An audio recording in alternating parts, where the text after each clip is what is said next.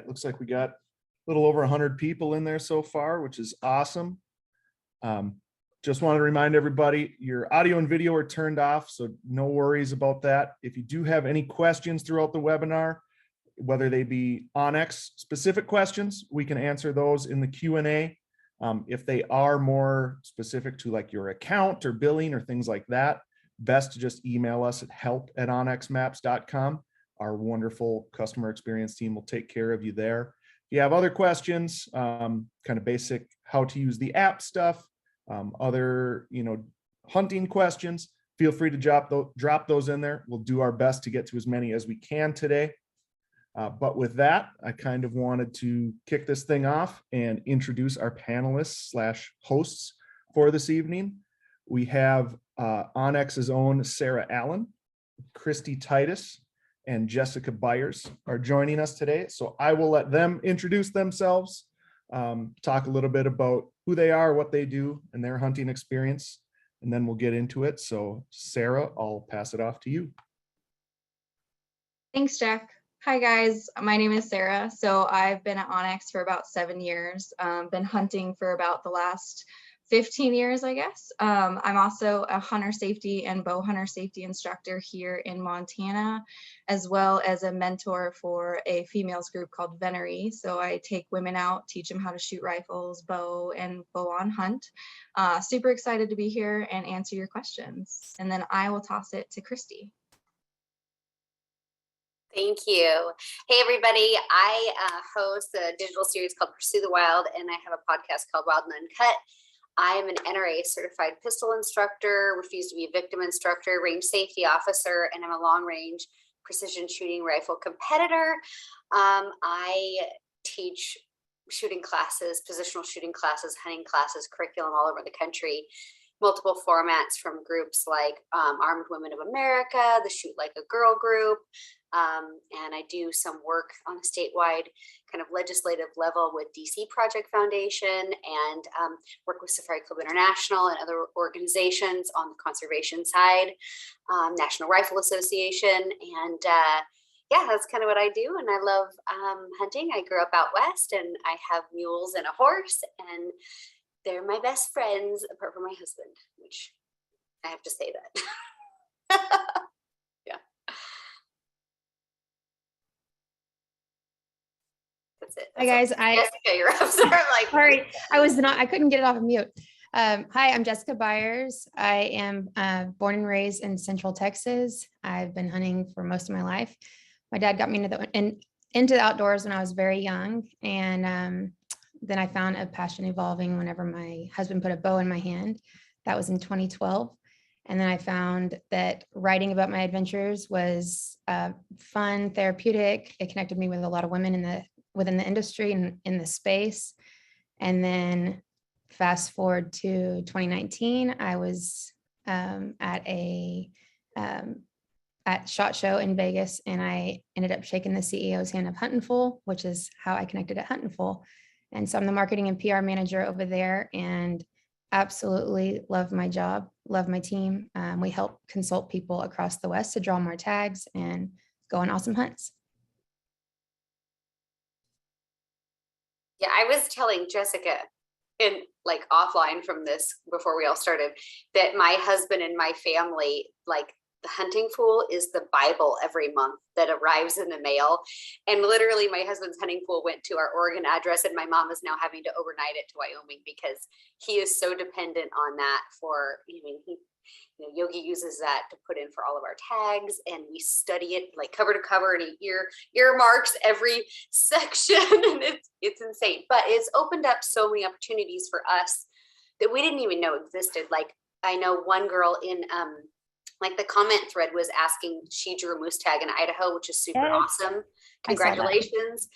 I am still trying to draw a moose tag. I hunted moose in BC, but like Maine has tremendous moose opportunities, and I never would have really thought to put in for them if it weren't for Huntin Fool. So just want to give you guys some kudos over there for that, because it is such an important part of our household.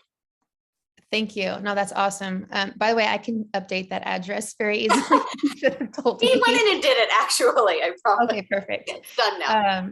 I also saw the comment about the moose tag congrats. The CEO that I just mentioned, Jared Lyle, actually drew an Idaho moose tag last year and got a great bull. But that's a perfect example of like someone who maybe we didn't put in for them, but they're doing it themselves. They're applying across the West. They already have their strategy. They're, building points, and then they draw and they're like, oh my God, I have this tag. How can I start planning? How do I really take advantage of this time and this opportunity and this once in a lifetime, tag? So definitely call us. That's a shameless plug, but we cover all, that's what we do. That is the heart of what Huntin Fool does. And we have guys that are from Idaho, have hunted Idaho every year. And like I said, he drew a moose tag just last year. So he can definitely help you. Yeah, and I think that's the perfect shameless plug, because that also helps us like find exactly what we're looking for, to be like, hey, like, where do I go? What am I doing? And that's the exciting part about onX too, is like being able to find that different kind of land ownership, as well as those hunting districts, to be like, oh, like these are my limits, like this is what I need to look for. And so especially, we'll just start rolling in. We had a ton of questions come in on like basics of how to get started, what you're looking for. So I know that we wanted to talk about like beginning out, like what's your beginning for you ladies? What is the one thing that you would recommend or want other people to know before starting to learn how to hunt or shopping for rifles? And we'll go in more of that.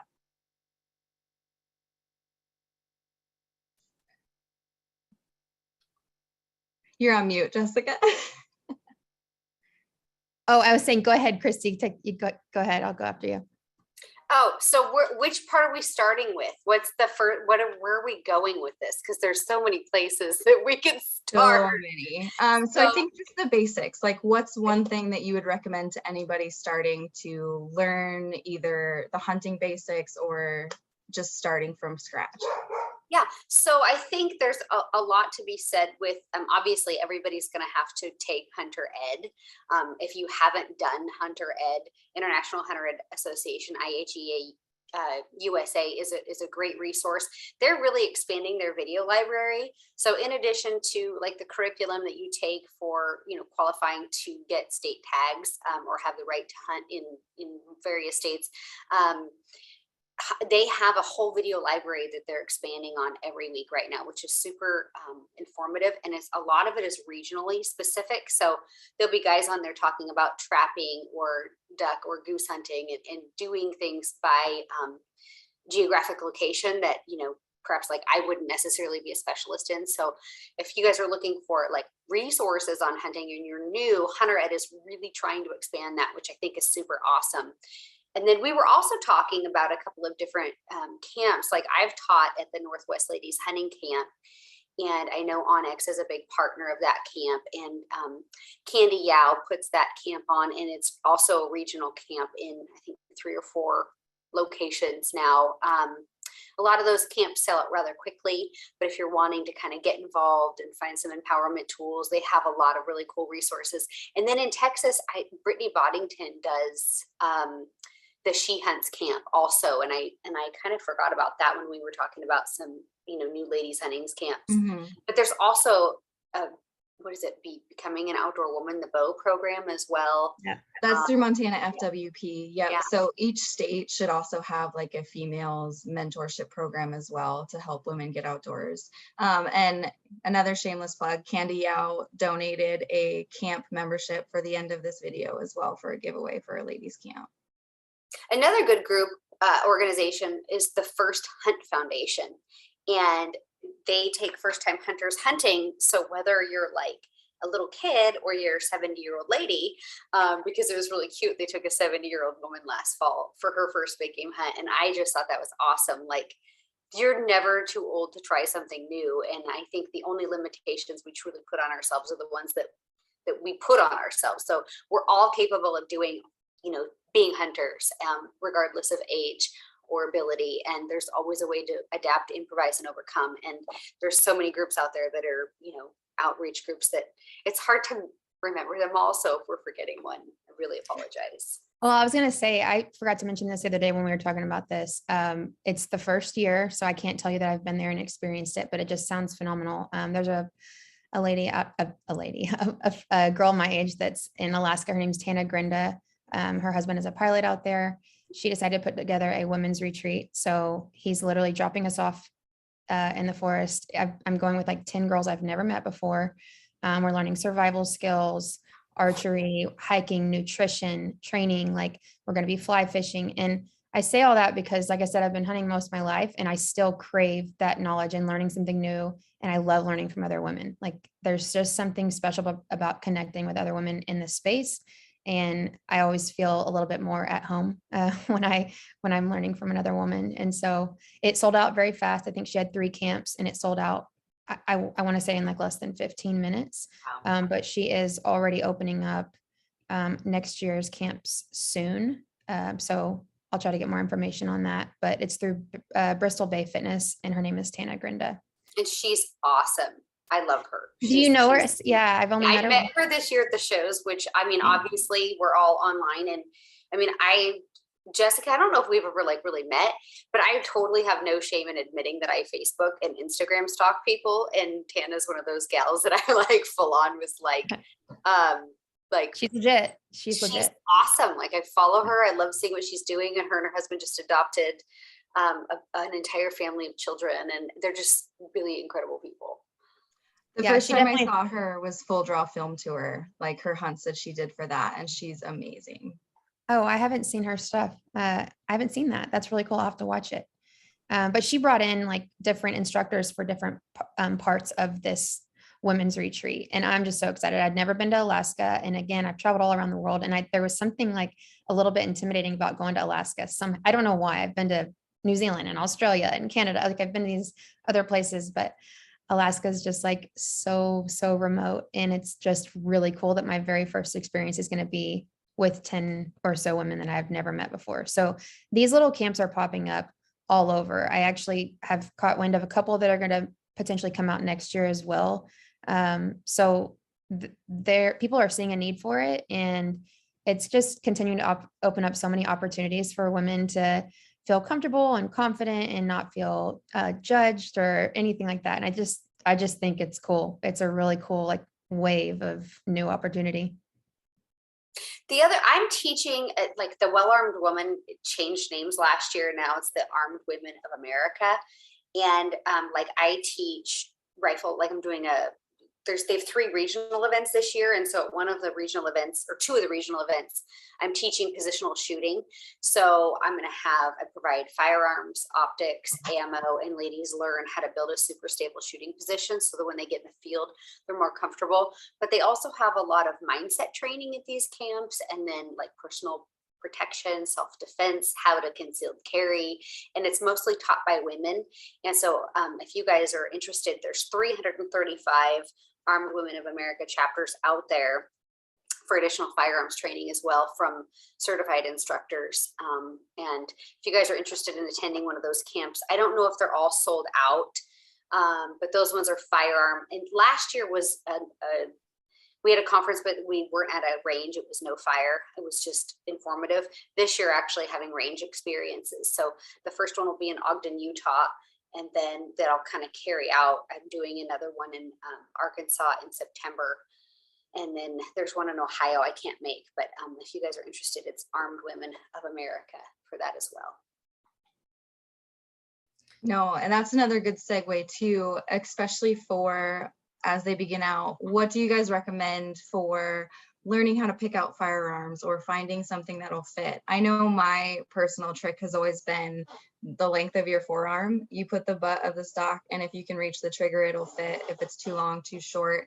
Any other kind of recommendations for like picking out a rifle or finding the best one that'll suit them for what they're hunting? Yeah, that's a great, talking about measuring someone's length of pole. That's exactly right. That's a great guideline to do so. There are a lot of firearms manufacturers that make women's guns, which is fine. But, I shoot for Ruger, so I'm going to shamelessly plug them. One thing I love about the guns that they manufacture is they make firearms for everyone. So they don't necessarily make a woman's model, but they'll make models like the Ruger Hawkeye Long Range Hunter, which is one of my favorite firearms. And it has spacers in the buttstock of the rifle. So it will adjust from just under 13 inches, like 12.75 inches to 14.25 inches. So you just unscrew 2 screws in the buttstock, pull out these spacers and put the soft butt pad back on, screw it in, and you adjust that length of pull. And so one rifle can fit you, it can fit your husband, it can fit, you know, some men are small too, right? Like, so it can fit anybody, and they have multiple models that have that adjustment that's built into them, which makes it very consumer friendly. And I think one of the other things, like with rifles, is, you know, you have someone that mounts an optic and they hand you a gun, the eye relief is set for that person. So if the person that mounts the optic and sets the eye relief is 6'4", and you're like me and you're 5'3", and you pick up that rifle, it's not going to fit you properly. You're going to have a hard time establishing a full field of view in your optic. And a lot of times people will end up really crowding the eye box and get scoped, especially if you're shooting on an incline. Like a super steep uphill, you'll find people that get bit in the forehead by a scope, and it's because the rifle doesn't fit them. So if you're going to borrow a rifle, that's great. Just really make sure that you spend that time and make sure, number one, if you can have the length of pull fit you. If yours is a wooden stock and the length of pull doesn't fit you, you can actually take it to a gunsmith oftentimes and have a little cut off of that wood stock and actually glue on like a limb saver recoil pad or something, and it's an inexpensive fix. And then mount the optic to the person that's actually pressing the trigger so that the rifle fits them, they have a full field of view, and it's really comfortable. Yeah, really I'm good also super short, so I mount my own scopes because I can't, otherwise I'll never see anything.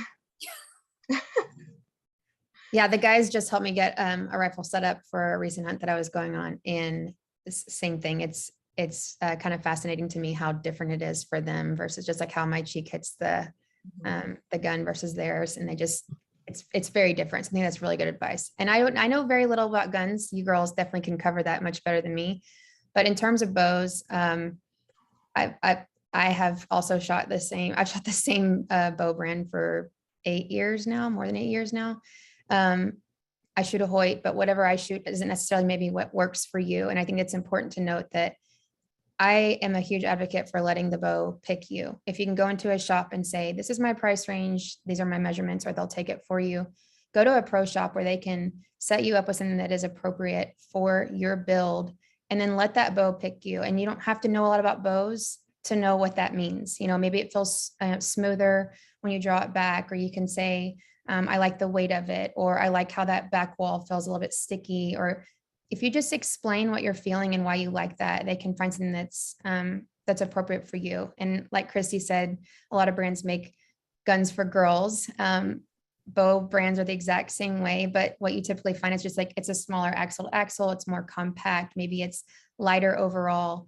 They try to make them faster because they're accounting for shorter draw lengths, and maybe can't draw as much weight, so they would make it a faster bow. There's very similar things across all brands, but at the end of the day, I just think it's important that the bow picks you. So that would be my advice for somebody just getting into bow hunting. And don't be afraid to get creative. Like for me, I've always shot with a traditional anchor point, and where the string kind of just touches the tip of my nose. And this spring, I actually changed the way I anchor my bow after 20 years. Wow. Which isn't as aggressive as Jessica shooting left-handed.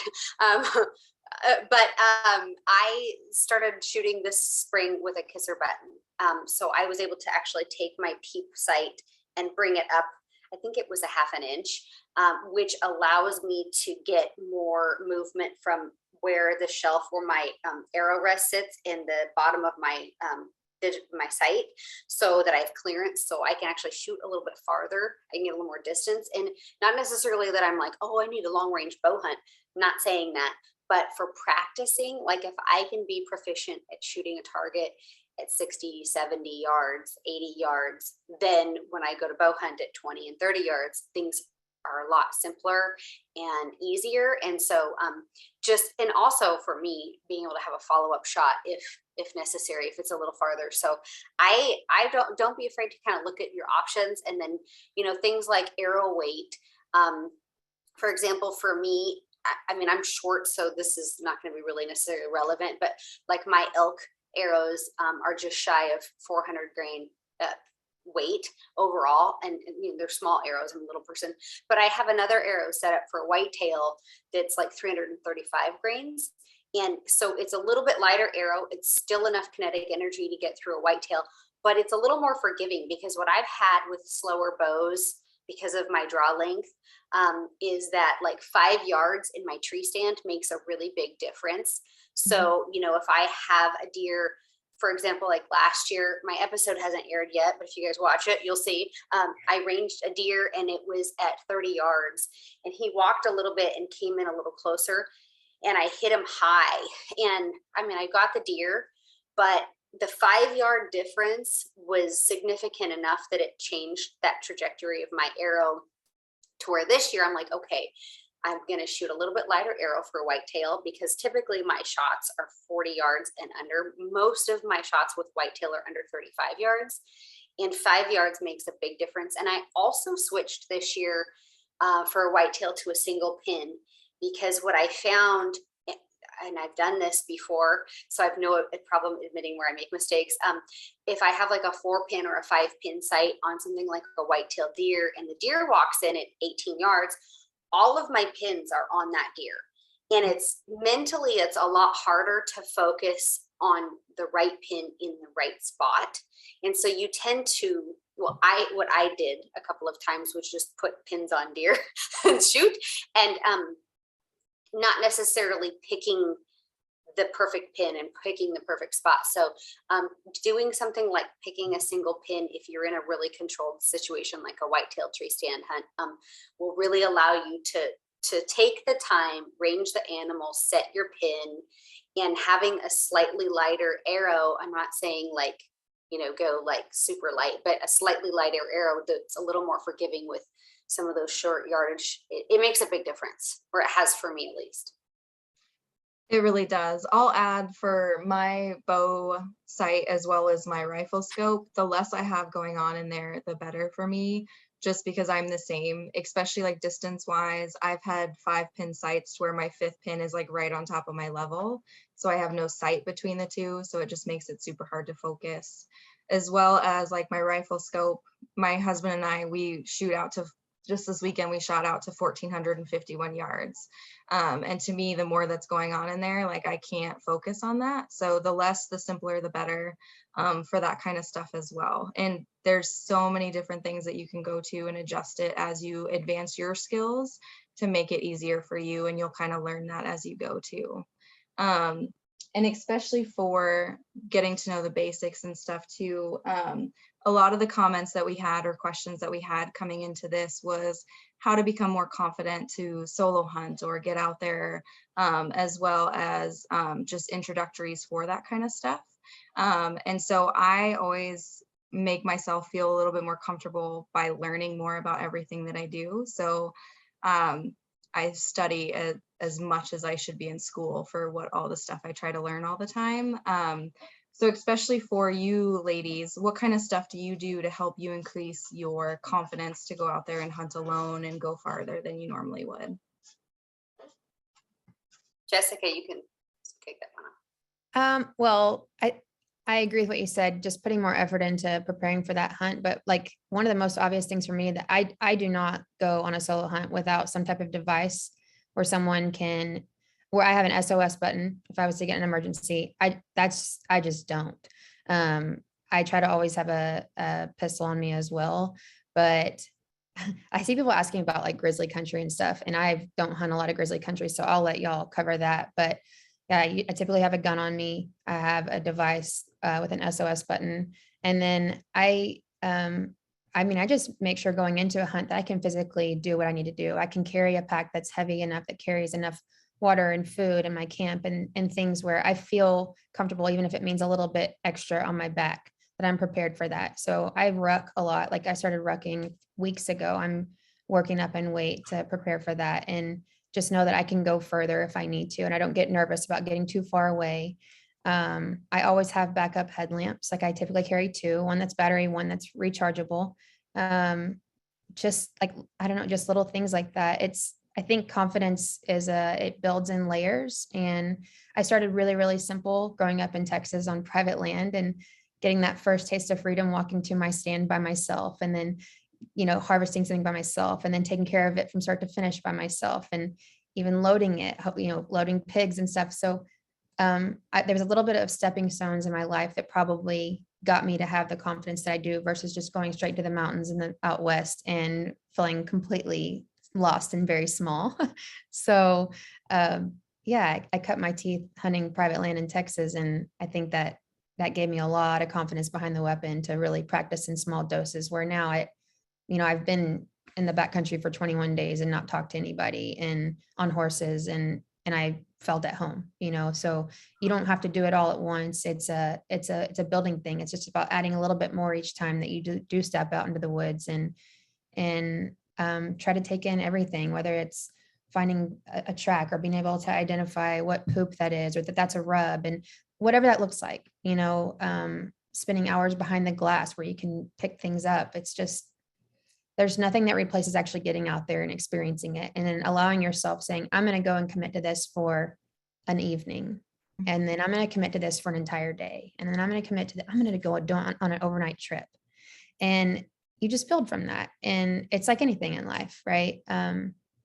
I've heard of people being really scared of the dark, and I've heard of people being afraid of bears and mountain lions. And I don't relate to that. So I don't know if that is true for you girls. I would love to hear what you say, because I get that question a lot, and I guess I'm a little bit oblivious. I'm kind of like, well, if that's how I'm supposed to go, that's how I'm supposed to go. Like, I can only do so much, right? I don't want to get lost in that fear.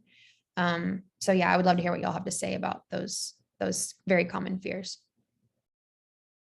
Well, for me, like, bears and mountain lions, like I've seen a mountain lion in the daylight once in my life, and that was in Southern California bow hunting. So your chances of seeing a mountain lion are like, I mean, I would be stoked. I've only seen them being freed. So yeah, no, I mean, you're really not going to see a mountain lion. Same with bears. Most likely you're not ever. I mean, you could see some bears, spot and stalking in the spring, especially in the fall. They're pretty shy. I mean, the chances that you're going to encounter that is, I mean, it's bears for sure. You could see a lot more likely than mountain lions, but yeah, it's not something, unless we're talking grizzlies, really it's a moot point. But when for me, my journey was really different. I think, well, it was the same, I guess. I grew up with my dad hunting, but one of the things that I felt like was really awesome, instead of just waking up one day and being like, hey, I'm going to go hunt by myself. When I would go with my dad has a lot of hearing loss, and it got progressively worse as he got older and I got older. And so it got to where, like, I would be behind my dad and he'd be walking too fast and I couldn't catch him. Like, I would hear something and I'd be trying to stop him, and it would, Dad, stop.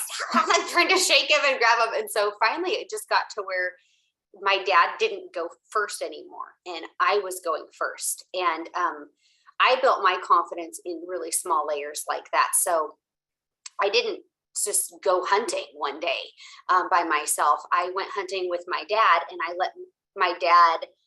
asked my dad, and my dad wanted me to make the decisions on the hunt. So if we were hunting together, my dad's like, well, this is your hunt. And he'd be like, where do you think we need to go? And I'm going to tell you right now, I think my left leg is shorter than my right leg, because I will walk you in a dang circle. And I'm horrible. I get lost so bad. I am completely reliant on onX to get me from point A to point B. And I am not exaggerating. I will walk you 5 miles wrong way and think this is right and argue, and it's bad. So with navigation and stuff, I really rely on electronics.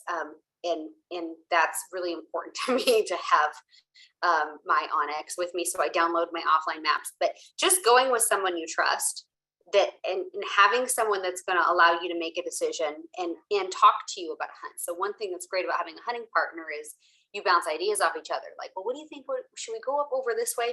And you're looking at a topo map, and maybe you're new at reading a topo map and you're not really sure what the contour lines mean. And having someone looking and be like, look, I see what you're saying, because that is the shorter route. However, you're going to gain, look at where this line is and that line is, and, see this number and that number, you're going to gain 2,500 vertical feet, versus if we go a mile around this way, we gain 500 vertical feet and we go over this nice little saddle, right? Like, having them teach you as you are actively hunting, just finding someone that's willing to be patient with you and not condescending, and let you kind of make those mistakes or navigate. And like, for me, it was just really learning to pay attention to what I'm walking by. because when I was following someone, I would walk by landmarks and not really note them. And then when it was time to go out, everything looked different to me. And I'm going to tell you right now, everything looks different in the dark. So dark navigation is, I would say, for really more experienced people, it's unless you have a mapping software to help you get from point A to point B. Nighttime navigation is tremendously difficult, and I would not start out doing that. But just find somebody you can mentor with and gain that confidence with. And I remember the first couple of times I actually went out after years of leading my dad on our hunts.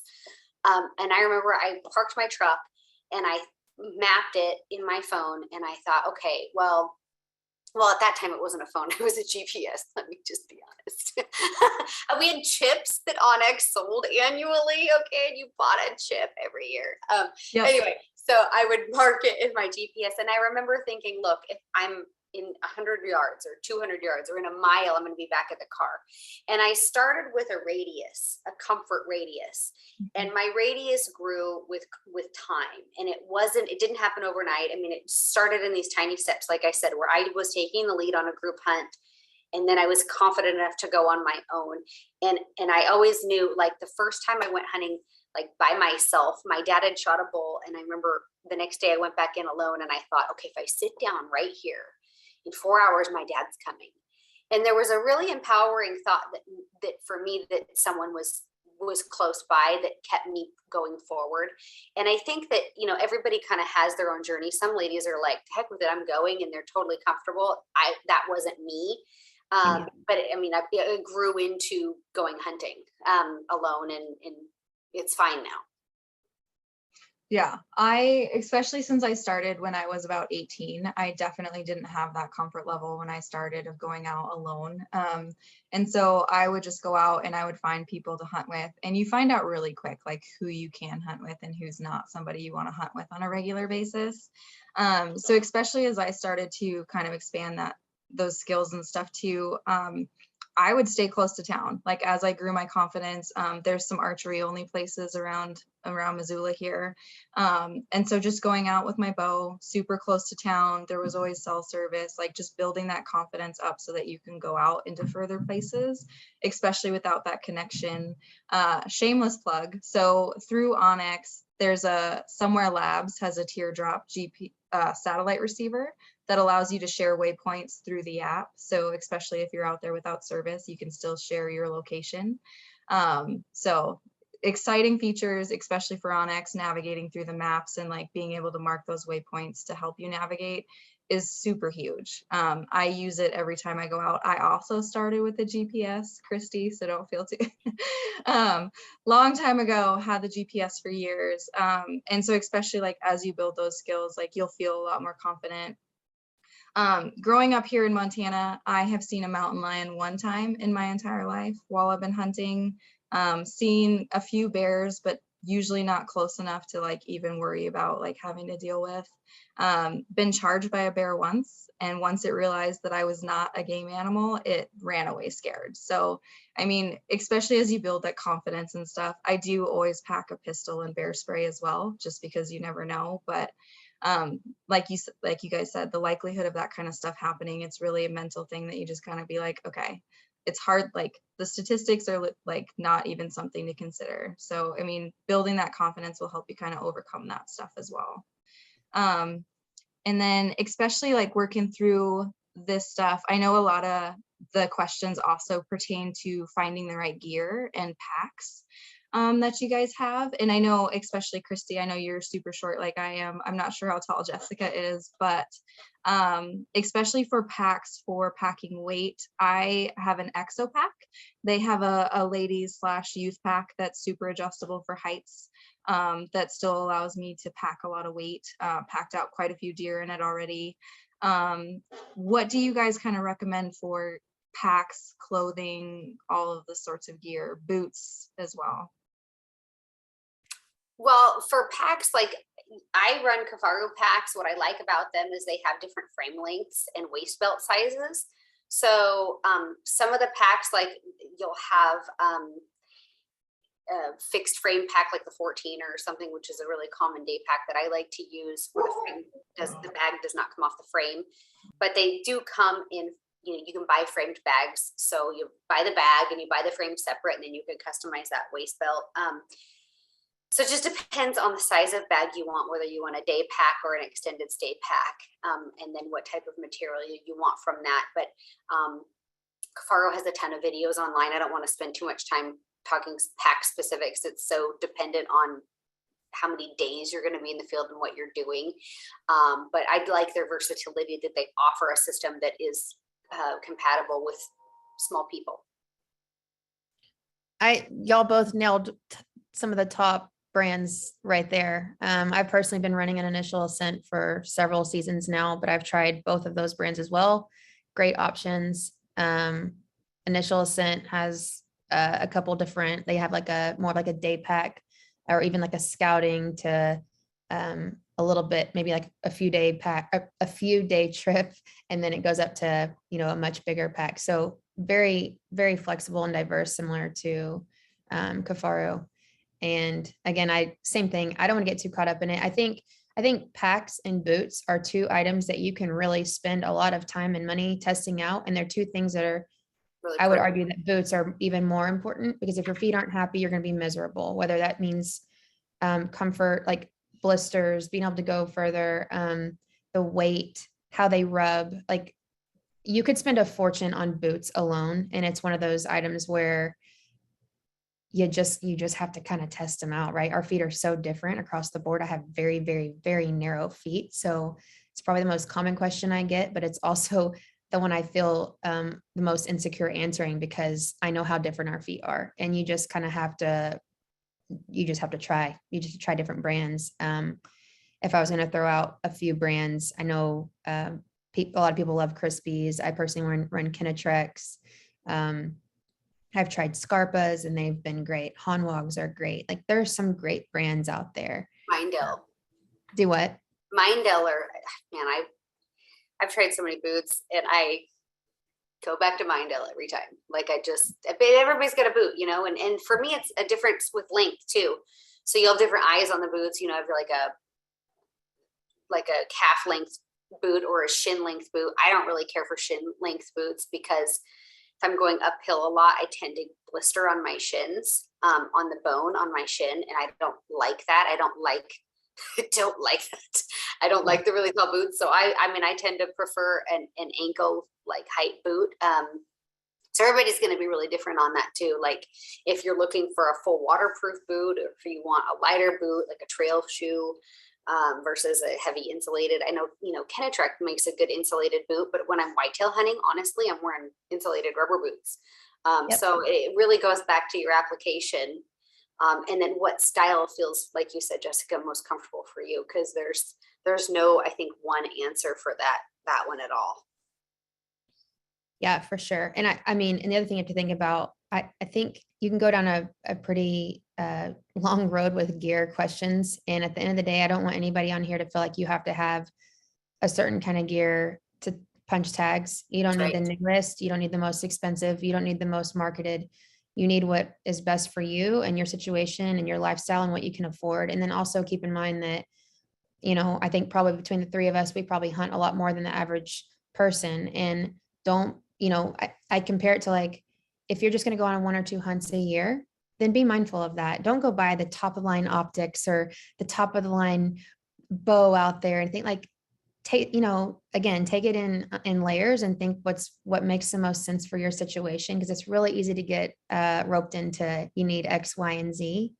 And people have done it for a long time without X, Y, and Z. So be gentle and don't feel like you just have to pour all your money into gear, even though there's some awesome gear out there. I'm just saying, like, but the other thing I was going to say with the boots is, if you're not someone who hunts a lot or won't be hiking a lot, like, Kinetrex, they say put 50 to 80 miles on to break them in. Do you want something that's broken in right out of the box, or something that is going to last you forever and it's going to take some time for it to break into your foot? So there's things to think about. Really apply it to your situation. What are you hunting? Like Kristy said, yeah, I wear rubber boots whitetail hunting too. So actually in Texas, sometimes I wear Crocs because it's so freaking hot. So I just think it's important to think about what hunt you're applying it to. Absolutely. And especially seasons are going to depend on it too. Montana, I cannot have any kind of insulated boot until late rifle hunt. Otherwise Yeah. it's just way too warm. And especially for ladies gear, I mean, there's some amazing stuff coming. A lot of the companies are improving all the time. Kuiu just released a women's line. Many brands have women's specific gear now, which is awesome. So it's exciting to see that kind of stuff coming around. A lot of the other questions were similar to what we've already been talking about. So we'll just kind of go through. I know, especially talking for onX wise, like making sure you can find the mapping and things like that. I didn't want to go into that too much. We do have some 101 classes that we put on YouTube that you guys can watch as well. That'll walk you through the basics of navigating the map, adding waypoints, and scouting for areas. You just kind of have to figure out like where you want to hunt and what you're going to hunt first. So I do recommend checking out those one-on-one videos. And so especially to continue the ladies class, I know we only have about, I think, 15 minutes left. Some of the other questions are like, how do you guys find other women to hunt with? Especially for us, because we deal with hunting all the time. It's a little easier for us. But how do you recommend like finding places to go hunting or people to hunt with? I think joining a group is, I mean, there's another question in here, a gal's, wanting to get involved. I think she was talking about starting some type of helping some people in her area, and or meeting people. I think that the first place that everybody should start when you're a hunter is giving back to conservation. And I know that's something that's super near and dear to onX and myself also. So joining a local chapter of some sort of nonprofit conservation group in your area, you're going to meet like-minded people. And it's going to give you an opportunity. Like if you have something that you want to teach, you can market it to that local chapter of people that are also into hunting in your area, invite kids in, invite women in, invite men in, whatever it is. And, I think that, that's how you're going to find people that want to go hunting with you. Or you can be like the rest of us and just stalk each other online. Sometimes that's effective also. Slip one into the DM or slide into the DM of someone and just be like, hey, I see, and I see you're in my area. We have a group of us, we're going fishing. Or just put out an event on social media. A lot of people do that too. And like if there's different communities that you can, put that kind of information out there on social media. I don't hunt with a lot of people. I'm horrible about that. I really wish I'm an extrovert, but I'm also really introverted. And so I spend most of my time with like my dad and my husband, and I really don't branch out of that a lot. I try to be better about that, but where I get the most of like my extra interaction with ladies specifically is in the groups like we mentioned earlier as well. Yeah, I like that you said the local organizations too, because I've been to, why is this? Sorry, I just had a window pop up. Several like local banquets, and there's always women there. Like there's typically like a women's specific raffle, and you can connect with girls there. The Hunt Expo has the ladies luncheon, which is always really cool. Like that's pretty cool how many women show up for that. And it's just a really awesome way to connect with them. Local bow shops, like a lot of times they'll have a women's only night, and I've seen that across several bow shops. So those are a few of the recommendations I'd make, but I've also if you like shooting a bow, join your local 3D tournament circuit or whatever. I mean, there's a lot of those at your local archery shop. Yeah. I'll also second, even if it's just like fly fishing events and stuff too, a lot of those women like to do all the same things. So going to more of that stuff. I usually hunt with my kids or my husband, and I actually, now that my kids are older, I'm like, oh, I'm all by myself. So I started to become a hunter safety instructor, bow hunter safety instructor. That's how I met Alex, who runs Venery. And so I started becoming a mentor for her to help other ladies get out. And I've already met a ton of ladies that way as well to start hunting with. There is also Artemis, which is a nationwide ladies organization specifically for hunting. They have like ladies pint nights, that kind of stuff in each state. lots of ways to get out there and kind of do that. But I agree with Kristy, like the easiest way to get out there is to kind of give back and start working with those organizations to meet a lot of people. And then especially going over this stuff, I know we'll do the giveaway here in a couple minutes. What kind of hunts do you guys have this year that you're most excited about? Like closing thoughts, any upcoming events that you're super excited about? Well, somebody asked about rifle calibers, and I would love to just spend a second answering that. I think Okay.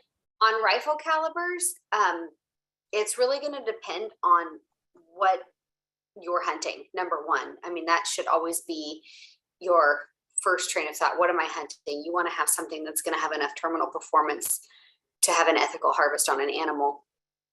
Next, you're going to pick your bullet, right? So cartridge, bullet, because every cartridge, not every cartridge, but a lot of cartridges will have different bullet weights. And so like for me, if I'm shooting, like I took a moose in BC, so super big game, I used a 300 Win mag. A lot of recoil. Ammo is really pretty readily available, very common cartridge, has a lot of great characteristics, but it's got a pretty good wallop to it. Not necessarily the funnest thing to shoot. A couple things you can do to tame those rifles down is putting a muzzle brake on them or a suppressor. And like, I don't know if you guys have looked into suppressed hunting much, but you guys can hunt suppressed in 42 or 40 of the 42 states. And there's groups like Silencer Central that are making the process of owning and having a suppressor really easy, where they do all the paperwork for you and they actually deliver the suppressor to your door.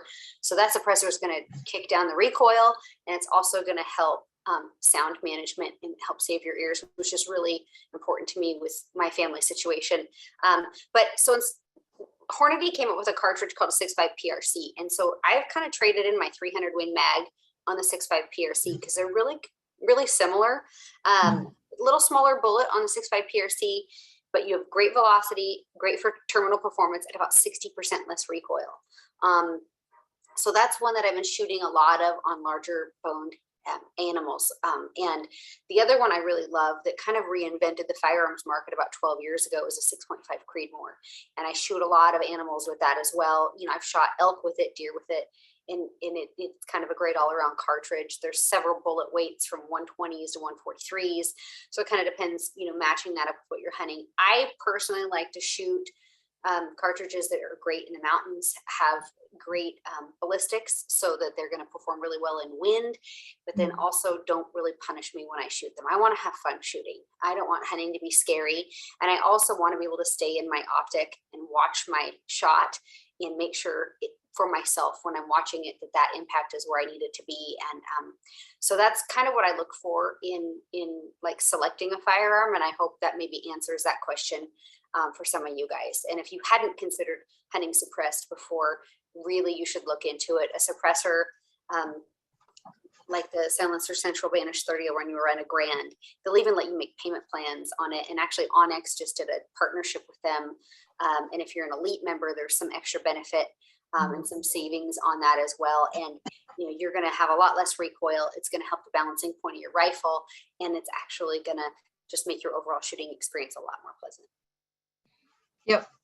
Especially for caliber wise too, I think the big thing is like finding out your comfort zone of how far you want to shoot, because you can go a lot lower caliber at closer distances and still have that impact range depending on like how far you're shooting and things as well. I also have a 6.5 and a 300 depending on what I'm hunting. So very similar calibers there. Jessica, do you rifle hunt a lot? I barely rifle hunt at all, although the guys at the Huntin Fool, the advisors are like, they're so knowledgeable and they're super patient, like very, very take it down to rookie level for me. And actually the gun they just helped me get set up was a 6.5 PRC. It was a Bergara rifle and they put a suppressor on it. So everything you just said is like, oh, that's what they told me to shoot. So I very much lean on them for advice. It's something that I want to get more comfortable with. I just fell so hard for bow hunting that's what I've been obsessed with for nearly the last decade. And I just didn't put enough time into rifle hunting, and I'm fascinated by it. It's so cool. There's so much to learn, and it's really cool to see you girls be so knowledgeable about it. Kelly Sandoval had a question on here. She has she needs an optic for a mobility impaired daughter. And I shoot for Night Force. They make great optics, but one of the greatest things I have found for people with limited mobility is the use of like what's called a hog saddle, or I mean, that's the military version of it. BogPod has a new tripod with a rest. It's basically like a U-shaped clamp that you can actually put the rifle in, and you can line up that rifle on the target, clamp it in, lock it in, and it won't move. You can suspend it. So like, it's really awesome for kids at like bear baits or people with limited mobility at baits. And then they can also move, maybe laterally left and right, but not horizontally, or vice versa. And so you can set those up to where, you can limit the range of motion on them and ensure that the person is on target, and help them with that. And I'm sure that there's other visual aids out there. I am personally not familiar with those, so I apologize about that. There is a group called DO Outdoors in Utah. It's Disabled Outdoors Utah, and there's a bunch of kids in that group, and I'm sure that they would have a resource you could look into that they would be able to help you with that. Another person would be Ashley Lundvall, and she's out of Wyoming, and she wrote a book called A Redefined Life, and you might be able to reach out to her and get some suggestions. She's actually launching a TV show where they're actually showing some limited mobility hunts, or I don't know, I want to put it that way, but hunts for people with more limitations than others, and showing how they're overcoming that adversity in the gear that they're using. So if you don't already follow Ashley, I encourage you. Ashley Lundvall is her name. She's an incredible woman.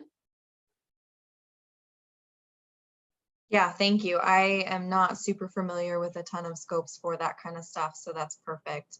There is a couple more questions in there about trying to help women become comfortable hunting internationally. I know, Kristy, you've done a lot of that. I'm not sure about you, Jessica. What kind of tips do you have for that? The biggest thing is, like, right now I've traveled extensively during COVID. The biggest caveat right now with international travel is checking regulations for travel as they change daily. And so that's going to be the types of testing that's required to enter countries. But then also, they all have their own firearms process. For example, in Canada, you on the US side want to get a form where you fill out the form that says the firearm, make, model, serial number, and the optic that's on your rifle. And that will help you get back into the United States without problems at customs. So it's more for a form when you come home. And then when you get across the border, like 100 yards away, you stop at the Canadian border. And this is if you're driving, and you register that same firearm with them, and you pay like a tax or a fee. And that's your carry permit basically for that specific firearm. When you're flying, you need to have the US import permit before you go on a plane. And that has to be done at a proper authority, a firearms authority. You can Google wherever your local one would be, border area. Mexico just started doing a really weird thing where if you had your firearm card and you listed the gun and maybe you didn't have the optic listed on there, they're not letting you keep your optic, and they're stealing your optic basically. So really want to look into the logistics of how you can bring a firearm into a country. New Zealand is a really difficult country to bring a firearm into, and you can do it, but you have to follow a very specific practice. Like for Africa, South Africa, Namibia, yes, you can bring firearms in, you can import them. My husband does most of this, and he always recommends an agent. So you hire an outside agent, it's like $150, and they help you process your paperwork. And then when you actually get to the airport, they help you expedite that process, because in some countries there's a lot of corruption, and if you are missing the right paper, then they want bribe money or whatever, and things get kind of weird. So there are certain situations where having some good advice is helpful. So if you guys are going to a specific country, I might be able to ask my husband questions that are more specific, but just really knowing the travel requirements and then the import process, because they vary so much country to country. I don't know if that was the question, but No, that's, I don't know. yeah. That 'cause was really well, that was really well answered. My answer would have just been, because I'm not necessarily like always, I don't go with an outfitter all the time by any means. I love going out by myself or DIY and all that. But when I've traveled out of the country, I've always gone through an outfitter, and that is what makes me feel better. So I can have a contact wherever I'm going to ask whatever I need to. So I haven't personally traveled a lot on my own for that. That's it. That's awesome. And I've not traveled with a firearm because I've been bow hunting so much, and they don't care about archery equipment. They just don't. It's weird. You just, archery Well, equipment. that's not true because European countries do. Okay, well, I mean, because like in most countries in Europe, it's not even legal to bow hunt. oh, interesting. Well, I should say for the places I've been, which is Canada, New Zealand, and Australia. And then New Zealand and Australia, it's like most of what you'd be hunting are pests. They don't even necessarily have tags. Like, so it's very different. So that was really awesome advice. I would have not known a lot of that. Absolutely. Biggest thing lately is just the COVID testing, like knowing when you have to have your test, how old it can be, your time stamping matching when you land, the type of test versus PCR versus rapid, I mean, it's just dot your I's, cross your T's, double check. Hawaii, we were just there, and you have to actually register your firearm in Hawaii when you land. And I mean, there's different places. They're all going to have different rules. And even though it's United States, they have very, very strict gun regulations. Yeah, absolutely. There's one more question in there that I want to answer before we're done. And it's talking about how do you break down harvest in the field alone? Like, what kind of recommendations do you have? Packing it out, things like that. So especially for when you guys are in the field, what kind of things do you bring with you, or tips do you have for breaking down an animal alone? I personally always have paracord so that I can like tie a leg up to a tree or something to kind of help me like roll the animal over to process each side. But what kind of things do you guys have? I would have 100% said paracord. That would have been like the first thing out of my mouth. I can't lift an elk quarter by myself, but I mean, you can set a quarter, like you can have a log and then have two smaller ones and set the quarter on that. And I mean, the biggest risk is you're risking a bear coming and getting it in the middle of the night, but you can do that as long as there's air circulating underneath that to keep it cool. It's fine. You don't have to hang it, but paracord is, I mean, that's money to like tie a leg back to a tree while you're trying to do what you need to do. Those would have been my suggestions. I have a whole video on my YouTube channel. So go to Pursue awesome. Wild and it's the gutless field dressing method. And I break down an entire mule deer in the field, and we do it on a time lapse, and it shows you all of the equipment that I have. So I'll bring like painter's visqueen, and I just like that plastic thick, like painter's tarp that you lay down on the ground. And when I'm by myself, especially, you don't have anybody to like, when you're pulling hide off, to help you like hold the quarter off from getting dirty. And so I use that painter's visqueen and I lay that down. It doesn't weigh anything. And then also it can be used as like a shelter if you need it. So it's kind of multifunctional, but I have a whole list in there of what to do. And it's literally will take you from a deer to in my backpack, boned out and hauled off the mountain. So watch that. And yeah. I would have said bone out as well, just to get cut back on weight. If you have a ways to go, or if you're trying to just get more in one trip, learn how to get it off the bone. And there's not some perfect way to do it. Of course, people can do it faster than others, but just getting the meat off the bone is going to save you quite a bit of weight. And then I love that you said that about the tarp, because when I've packed in for days and days at a time, I love having a tarp to make an A-frame with paracord if you need to, but also to have it to throw your meat on as you're trying to clean it and just get it away from the animal to cool it off. Yeah. Those are good ideas. And I just think there's some tools, tips like knowing the anatomy of an animal. A lot of people on the hips, they'll bring a bone saw and split the hips in order to gut the animal. I go in the back end, and there's ways to actually put your knife in the anus and make like a big circle and go in the front and then pull everything forward. So you don't have to have a saw. Also, like pulling a hind quarter off, knowing the anatomy of the animal and where you can locate that hip socket. So you actually don't have to have any type of big saws or any special tools apart from just a good old hunting knife. And really, it's important the type of steel that your knife is. So there's like a 420 HC, which is your 420 high carbon. It's a low quality knife. It dulls very fast. It sharpens very easy. So if you're going to have a knife like that, make sure you have a sharpener. If you invest and you buy, $100, $150 knife, that's something like the S30V, high-end steel, those last, the blade will last and be sharp a lot longer, but it's harder to put an edge on. So it depends on the age of your knife, if you're wanting to frequently sharpen or not. Some people use replaceable blade knives, which have pros and cons. They can break. There's all these things that go into it. So it really is figuring out, defining what's best for you, how big of an animal you're going to be, taking apart, how much weight you want to carry. If you are in the backcountry, do you want to deal with replaceable blades? What is the potential if you cut yourself? If you reach in the carcass of an animal and a blade snaps off, and then you go back in there and cut yourself on that. So there's different things to think about, but check out that video, and I hope you guys maybe get to see it live and learn something. And learn how to find the white pearl. That's what I call the joint. I'm like, if you could find that, Yes. so much easier. It's like life-changing. I just saw a question on here. It says, would you please talk about archery setups for a woman? Rocky Mountain Western big game, draw weight, arrow weight. We kind of touched on it earlier, but any chance that I have to tell people that you do not need to draw a ridiculous amount of weight to kill big game is like my favorite thing, because you'll hear you need to draw this, you need to draw that. I've shot 2 elk with a 50-pound bow, and on one of them I had 2 pass-throughs. Like, it is possible. You have to think about the entire setup, including your arrow, where that weight is distributed. I typically am right. Kristy, we're very similar in that way. I try to be right around that 400 total grain mark for big game.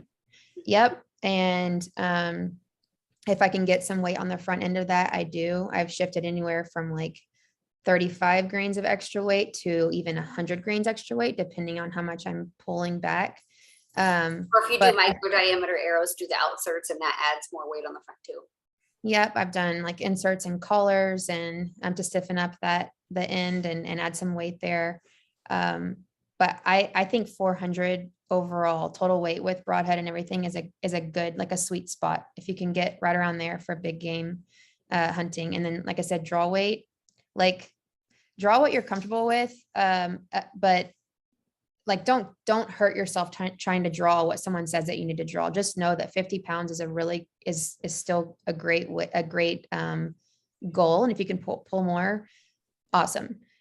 Keep in mind, I say this with experience, and it's embarrassing, but it does happen, and it can happen to anybody.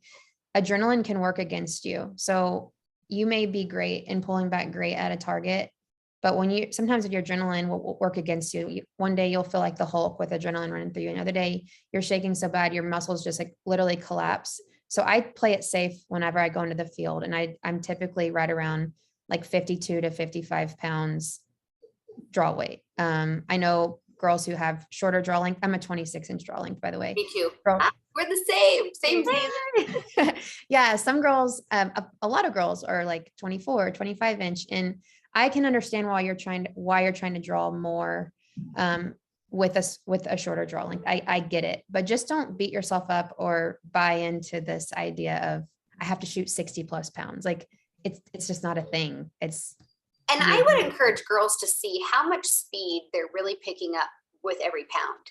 Mhm. Because like for me, for my whitetail hunts, I back my bow down. Well, I shoot for elk about 58 pounds. For my whitetail hunts, I'm running about 52 pounds. And the reason is if I'm sitting in a tree stand and it's 30 degrees or 5 degrees, and I have like a snowman worth of clothes on, and I go to try to pull back on my 56 or 58 pound bow, I'm like, your muscles are they just don't work. And so I have a whitetail setup, and then I have an elk setup that are separate just because of the way my body performs in different climates. And I would encourage every woman to get a chronograph, go to their bow shop, and if you're comfortable drawing 50 pounds, see how much speed you pick up per pound. How much did you pick up between 50 and 51 pounds? Or 51 and 53 pounds, and 53 and 56 pounds? And is it really worth it? Are you picking up enough speed to make it to where it's uncomfortable for you to train, shoot, and be accurate. Because there's always, I think, a diminishing level of return potential on pushing yourself too far potentially, and getting too cold and then you can't draw your bow, or getting too excited and you can't draw your bow.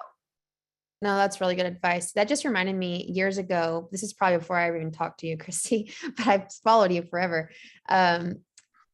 You did a video where you were going out and you were like, the first shot at 50 yards, that's what matters. This was years ago, but I loved that advice of like, what can you do when you're going out to practice? What are you capable of doing at 50 yards on the very first try? Not the second or third or fifth after your muscles are warm. What are you doing? You know, this is obviously for big game hunting, or maybe it's for whitetail. I've never taken a 50-yard shot at a whitetail, but No, I would not. I'm not. People do. I'm not judging. I don't. But I loved that because it's so true. It's like, you really need to focus on that first shot when you're not warm, and yeah, maybe you're freezing in a stand, and what are you capable of doing? I thought that was really good advice. I did a photo shoot when I first signed with Bear Archery, and it was 0 degrees outside, and we were doing like videos and photos, and I literally could hardly draw my bow. It was so cold. And this is a bow that I shoot all the time when my body is warm and I'm active and I'm hiking, or it's summertime and I'm in my backyard shooting. But you put, 5 layers of clothes on me and it's minus whatever 0 degrees outside, and you're outside for hours and you climb in a stand and you're doing photos and you're doing this and that. And then it's time for you to draw.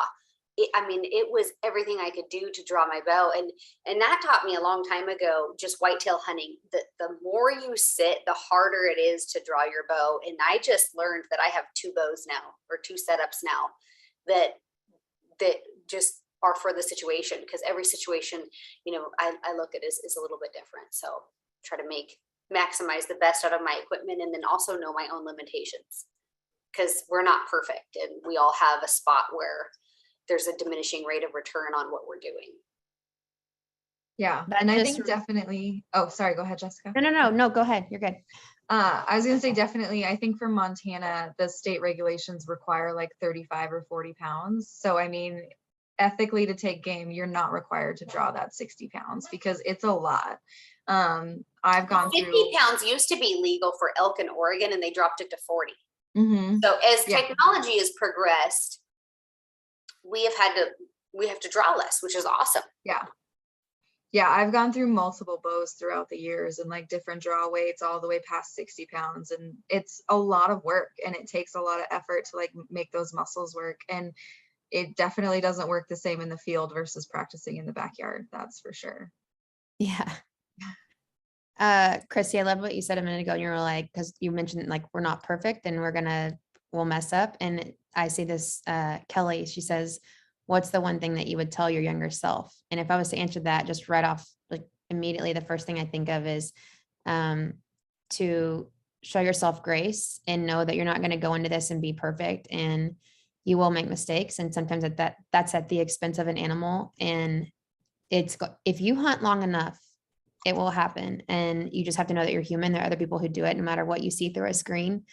We've all been in those hard times. So I would say to my younger self, like, be easy on yourself. If you're giving 100% and you're doing everything you can and you're putting in the hours and you're trying to be better day in and day out, then it will come together, and this down moment will pass. You will recover and you will succeed. And it's just part of hunting. Like, you can't be perfect. Yeah. There was one gal that asked about, she's just trying to solo elk hunt or getting into elk hunting. And I elk hunted with my dad when I was a little kid. And I actually my dad showed me how to call elk, but he wasn't that, he was into it, but I dated a guy. I hate to admit that, right? But I dated a guy and he taught me how to call elk. But when we would go hunting together, I wasn't good enough to call. And so he'd sit me down and I'd watch him call. And he wouldn't let me do it because my sounds weren't perfect. They weren't as good as his, right? And so we broke up, obviously, because I married an awesome guy who wouldn't treat me like that. So we broke up, and the next year I went back in and I called in my first bull elk by myself on a solo hunt. And I did all the sounds probably wrong in what his ear would have been, or the ear of somebody that would judge a competition. But it worked, right? And so I think the biggest takeaway for all of this is I was so excited, I did not draw my bow. Okay, let me just put this out there. Like, I was like, oh my gosh, it worked. And I sat there with my bow and I looked at the elk and I didn't even draw it. Like, whatever, I totally melted down. The next year I went back in with my dad and I killed a bull in that same meadow 1 year later. And I think the biggest thing for everybody on this, if whether you're elk calling or you're bow hunting or you're learning to shoot a rifle, is just get out there and do it. And when someone tells you you're not good enough, don't buy it. Just keep showing up. Do the work, put in the time. Because I've heard, I mean, we all have a story of overcoming something, and you don't have to be the best. You just have to be giving it your best. And I think that's the biggest, most important thing. Yeah, completely agree. Especially, you got to think of it too, as like, you're always learning. I mean, even 15 years in, like, I still am learning every time I go out there and realizing, oh, I shouldn't have been doing that this whole time, but I was. And I think that's the most exciting part too, is it makes it so much more fun because you're still always going to learn. Yeah. I get made fun of now. I have a girl on here. She was saying that she called in her first turkey. Awesome. Congratulations. But I have grown men that will go on my YouTube channel and make fun of me and be like, oh my gosh, your turkey calling sucks. And I'm like, well, did I shoot a turkey? Like, Yeah. Who cares? Leave me alone. I think people do get hung up on Yeah. how it sounds compared to an elk. And don't get me wrong, or whatever the animal is. Don't get me wrong. Like, when it sounds good, it is impressive and it is very attractive. But I have heard some elk that do not sound like elk. And when you spend enough time in the woods, you're going to hear things. You're like, there's no way that's a bull. And then he walks out and you're like, how is he making that noise? How does he sound like that? And it's not about being perfect. It's more about trying to understand, what are they saying? Not necessarily trying to sound just like them, but like, when he calls or when you call, are you using the right call? Is it appropriate for this circumstance? I think is more important than how you sound. Mm-hmm. My opinion. Kristy, you're way more experienced. Sarah, you might be too, but that's been my experience. Like, I don't have to sound perfect. I just need to know that I don't need to say that when he does that. There's a lot of emotion in calling. And I, on my YouTube channel, again, shameless plug, I've got a whole series of calling tips in there. And I sat down with Rocky Jacobson, who's the founder of the pellet plate diaphragm, or inventor of that. And, you know, when I approached Rocky, I was 20 something years ago, and I went to him at a seminar and I just wanted to learn. And I had these little blue calls and I was like, I don't know who makes these, but these are my favorite. And they were his, and he mentored me. And just be willing to learn. And, you know, a lot of the tips that I teach, or a lot of the strategies that I try, aren't things that I came up with on my own. It's things that I've learned from other people. And so I always try to be extremely humble in listening to what other people have to say, or their techniques, because I'm clearly not the best. And every year the elk inevitably win once or twice. So if not the whole season. So I think that's okay too. You know, we're just out there to have fun and give it your all. But if you guys are wanting tips on some calling stuff, we have call videos in there, from how to make your first sound, how to make specifically cow sounds, bull sounds, advanced calling strategies, and stuff like that. So anyway, get on there and check it out. And then I've got a ton of tips on there too, on rifle fit and picking hunting ammo. And so, yeah, check that out, you guys. I appreciate all of you so much. And I want you all to feel like you can get out there and do anything, because you really can. There's some amazing videos. I've completely shadowed and watched all of the calling videos and stuff to learn as well, just because. And there was a quick question on there for like smaller mouth reeds. So Rocky Mountain Hunting Calls does have some smaller reeds. Called Phelps the has Wild some Fury. smaller ones. Yep. It's my elk call, and I named it after my horse. Okay. So it's a slightly narrower palette.